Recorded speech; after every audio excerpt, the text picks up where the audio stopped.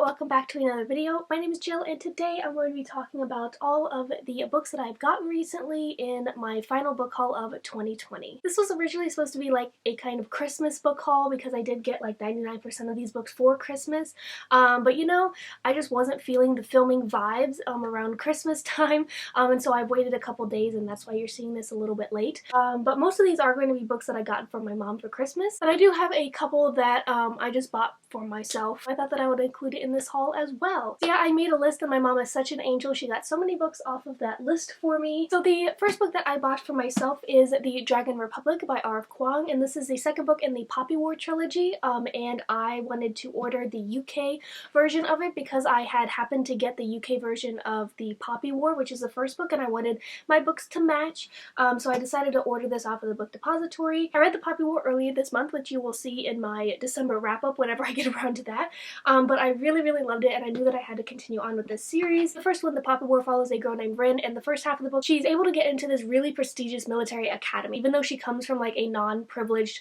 household and she's very poor, she's able to test her way into this like the most prestigious military academy. The whole series is inspired by actual Asian history, and I know the first book follows like the Sino-Japanese War, and so as the first half is Rin at this military academy, the second half of the book is very war heavy and it is extremely triggering. Like every single trigger warning that you could ever think of is basically in that book. It was really hard to read, but I thought that it was really profound and I can't believe I've waited this long to read this series. I'm excited to continue on with the second book as soon as I feel like my heart has recovered from the first one. And the second book that I kind of bought for myself is actually a book that I got from a bookstagrammer, which she was selling like a ton of her books for like super cheap, and so I decided to get this one because it's a book that I had read on audiobook, and I want to say that I really loved it, but it also like I feel like such mixed feelings for this book, but I decided I wanted to have it on my shelves just to like look at it, and that is 11 Other Words by Christina Lauren. And I have a love-hate relationship with Christina Lauren. Recently it's been really towards like the hate, but this is the first Christina Lauren book that I read by this like author duo, and like the 90% of it I absolutely loved, and then there was this twist that happened that I absolutely hated, but I still think about this book, so I just, yeah, it was like only like a couple of dollars, so I decided just to pick it up because it does have some sentimental value to me. It's like a second chance romance, kind of friends to lovers kind of thing, and you jump between like then and now when the two main characters are falling in love for the first time versus like 10 years I think later. It's been a while since I read it, but I think it's like 10 years later where something has happened that has separated them, but then they meet in the present day again, and it's kind of like goes back and forth and you're trying to figure out like what pulled them apart in the first place. Like I said, this is probably my favorite Christina Lauren book, even though like I hated this one specific aspect of it. Sorry if that was like a bit confusing and all over the place. Basically, decided I wanted to have it in my possession. Alright, so those are the two books that I decided to buy for myself. So the rest of these books are going to be wonderful gifts from my wonderful mother. So let's see where to start. The first book that I want to talk about is From Blood and Ash by Jennifer L. Armentrout, and all that I know about this one is that it is a fantasy romance and people are absolute trash for it. Like they say that it is so good. I have heard some negative reviews on it, but this just seems like something that I'm really going to love because I love romance books, and I think that adding that fantasy element is just going to add like a little bit of spice to it. Like I said, I don't really know much about this book. All I know again is that it's fantasy romance, and I was like, sign me up. But I know that it follows a girl named Poppy and she is like a maiden, and then follows like a guard named Hawk, I think, and I'm pretty sure that's where the romance comes in. I could be wrong, but yeah, excited for this one. Next up, I have another book that I'm just so excited for. As is the theme of all of my hauls, I always say that I'm so excited for these books, but it is absolutely true. The next one is Black Sun by Rebecca Roanhorse, and this cover is so beautiful. Like, even like from pictures that I've seen online and other people hauling it, I knew it was going to be beautiful, but like in person it just is something really special. So again, this is another fantasy book, and as we all know on this channel, I cannot describe complex fantasies for my life, but I know that it is a pre-Columbian, it is set in pre-Columbian America, and it is written by an indigenous author, and I know the tagline says, "A god will return when the earth and sky converge under the black sun," which I think is so interesting. Oh, also, these are the end papers, which is just so pretty. Like, I love the maps as end papers. Like, I've just heard phenomenal things about this book, and I think that it follows 3 different perspectives, one of which is a sea captain, which is really exciting. I've been wanting to read more books by indigenous authors, and this one is just so popular right now that I knew that I had to pick it up, and hopefully I love it.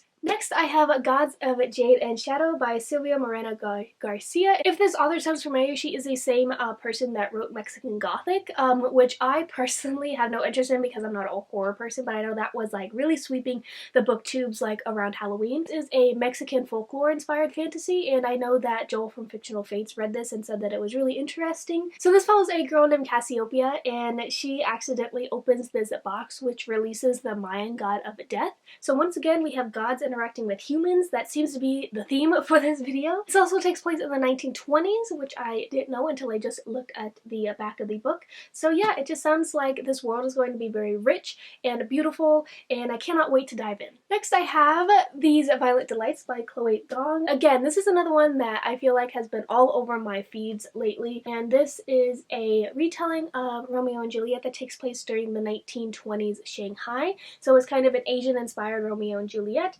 and that's kind of all I really know. You know, if you know the story of Romeo and Juliet, there's like two warring families, and probably the Romeo and Juliet people in this book probably fall in love, probably bad things happen to them, blah blah blah. I just heard non-stop praise for this book. I love reading Asian-inspired tales, and so this just seems like it's going to be beautiful and masterful and exciting and fun, and I cannot wait to get to it. Okay, next I have a book that I, again, have already read, but I really wanted a physical copy of this book because, spoilers, it is like on my top books of 2020 list, like pretty high on that list, and so I felt like I had to have the physical copy of this book, and that is Take a Hint, Dani Brown by Talia Hibbert. And this book is just perfection in every single sense of the word. It is my favorite romance of all time, and I think that it is truly just absolutely wonderful. Just amazing. This is the second book in the Brown sisters romance trilogy. The first one being Get a Life, Chloe Brown. I personally didn't love Get a Life, Chloe Brown as much as I had hoped, but this book just hit it out of the park. It follows this academic named Dani Brown, and she really is kind of like a casual dater. She doesn't want to like tie herself down to one person. And then we have Zafir, who is a security guard, and he's also like a rugby player, but he also reads romance novels in his free time, and he's such a soft guy. Like, he is adorable, and he also deals with anxiety, so there's great anxiety rep within this book. When something goes wrong and like a video of them goes viral on the internet, they decide that for publicity's sake they are going to enter into like this fake dating relationship. I just knew that I had to have it on my shelf so I could hug it whenever I wanted to, and I'll probably reread this at some point and like annotate it because it just has such a special place in my heart. Next up, I have Vicious Spirits by Kat Cho, and this is the companion novel to Wicked Fox, which I have read like last month or 2 months ago, and I really loved. So this series is inspired by Korean mythology, and it is an urban fantasy type tale, and like I said, this isn't a direct sequel. This actually follows different characters, but Miyoung and Jihoon from the first book, Wicked Fox, actually do appear in this book, and I know that this follows a goblin and a human, I'm pretty sure, and I'm just so excited to get back into this world. I just had so much fun with Wicked Fox, and I just love the Korean mythology aspects of it, and yeah, I just knew that I had to pick this one up, and it has that beautiful purple color, and yeah, I'm excited to get to this one too. Next, I have The Space Between Worlds by Micaiah Johnson, and this is a sci-fi, which is kind of outside of my comfort zone, but this concept just sounded really interesting to me, so I thought that I would give it a try. It deals with kind of like alternate dimensions or like alternate worlds. You can travel between these worlds as long as you are dead on the world that you visit. So our main lead is a black woman named Kara, and she finds out that she is actually dead on like almost all of the planets, and she thinks that that is kind of suspicious, and she doesn't know what continues to like kill her off on all of these worlds, so she decides to find out. I just think that concept is so interesting, and I think this also includes a sapphic romance within it, which is so exciting. Seems like it's gonna be a good time, and I've heard great things about it. Next up, I have The Song of Achilles by Madeline Miller. This is a retelling of Achilles and Patroclus, and it is like their love story. It sounds just so sweet, and I've heard like phenomenal things about this book. Like, I've heard people say that they want to like write their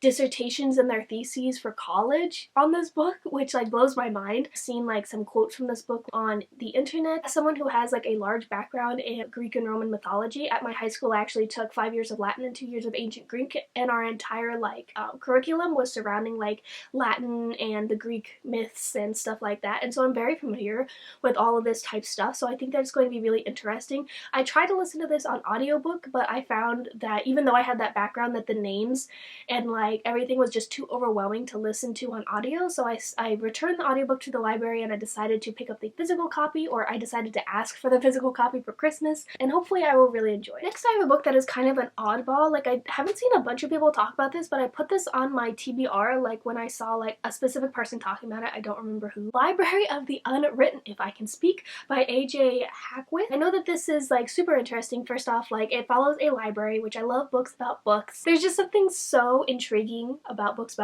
for me. Like, I just love them so much. Which follows like this library that contains all of the unwritten stories, or stories that were not completed by their authors, and the librarians, basically their job is to take care of these unruly heroes and heroines that are in these unfinished stories, because apparently they can get kind of rowdy. I know like part of the story follows a woman named Claire, and she was named a librarian for this special library, and while she's librarian, this hero like escapes from the pages of his book and tries to find his writer, like the writer of his book, and she has to kind of like deal with him, and that just sounds super fun. I think there's another part of the story, but I'm not really familiar with it. Yeah, so I guess like as Claire is trying to track down this hero, they're like attacked. I think that, you know, they're holding the devil's Bible or stuff like that, like a really dark text. I don't know. I've heard mixed things about the book actually, but like I said, I'm just so like biased towards books about books that I just feel like I'm really going to like this. The next book I have is Jade City by Fonda.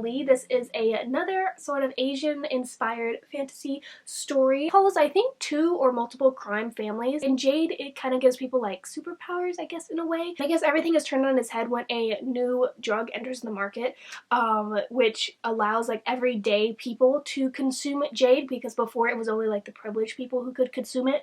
And so I guess this creates like a war kind of thing that happened. Everyone's trying to control jade, have like the greatest supply of it. I know that Reagan from Peru's Project has read this recently, and it's like one of her favorite books of the year. She loved it. So yeah, I love me some adult fantasy, and this sounds like another concept which is super interesting, so I'm excited to get to it when time allows, because I have a ton of adult fantasy series that I need to get to. Next up, I have kind of another like kind of out there book for me, and that is The Vanishing Half by Brit Bennett. It looks so pretty on the camera. This is a book that I had seen like all around bookstores and stuff like around like the summer-ish. I'm pretty sure that this follows twin sisters, and one of the sisters embraces her blackness or her black heritage, and the other one kind of rejects that and tries to live kind of like as a white person because she is white passing. So I think it follows both of them, and then it's kind of multi-generational to where then we follow their daughters, I think, and kind of the effects that their mothers have had on their like identities and how they think of their race and things of that nature. And I've heard wonderful things about this book. It seems very profound, and it is kind of a little bit out of my comfort zone. I really don't read like just adult realistic fiction very often, so I'd like to see what I think about it. Alright, I think we're on my last book, which is the chunkiest boy of the batch, and I saved it honestly because I don't want to lift it. And my mom was kind enough to get me the hardcover version of Priory of the Orange Tree by Samantha Shannon. This book is huge. I swear it's so intimidating. It's gotta be like, how many pages is it? Oh, it's only like 800 pages. It's actually not as bad as I thought. I thought it was gonna be over 1,000. I don't want to hold it up. I'm not gonna attempt to explain the summary of this book to you all, because all I know about it is that it is high fantasy, clearly, and it has dragons in it, which I don't think I have ever read an adult fantasy book that features dragons, and I'm pretty sure it's sapphic or has some kind of like LGBTQ plus relationship in it, and I'm just absolutely here for it. I'm so excited. I don't know when I'm going to read it because, like I said, it is such a chunky boy. It is so intimidating, but hopefully I can read it in 2021. We shall see. Oh, I lied. I actually do have one more. I'm so sorry, I totally forgot. Caste by Isabel Wilkerson, or Caste: The Origins of Our Discontent by Isabel Wilkerson. I know that this is a nonfiction book that attempts to explore the caste system in America, and the caste system is basically a hierarchy that basically says that certain people are like naturally higher ranked than other people, and that it's kind of like this hierarchy of human lives. Historically, black individuals have been at the bottom of the caste system. It follows how black individuals kind of are affected by this caste system that was put into place and that is still in place. And yeah, it just sounds really interesting. I have read How to Be an Anti-Racist by Ex Kendi earlier this year, and so I really wanted some more nonfiction about race and this topic. Hopefully I'll be able to get to this one in 2021 and further my knowledge on this topic. Okay, so there you have it. Those are all of the books that I'm going to talk about today in my end of the year book haul. I hope you guys all enjoyed this video. Let me know if you got any books for Christmas, what they were, what books you're excited to read, just anything you want to talk about. Give this video a like if you enjoyed, subscribe if you want to see more videos from me, and I will see you later in another video very soon. Bye!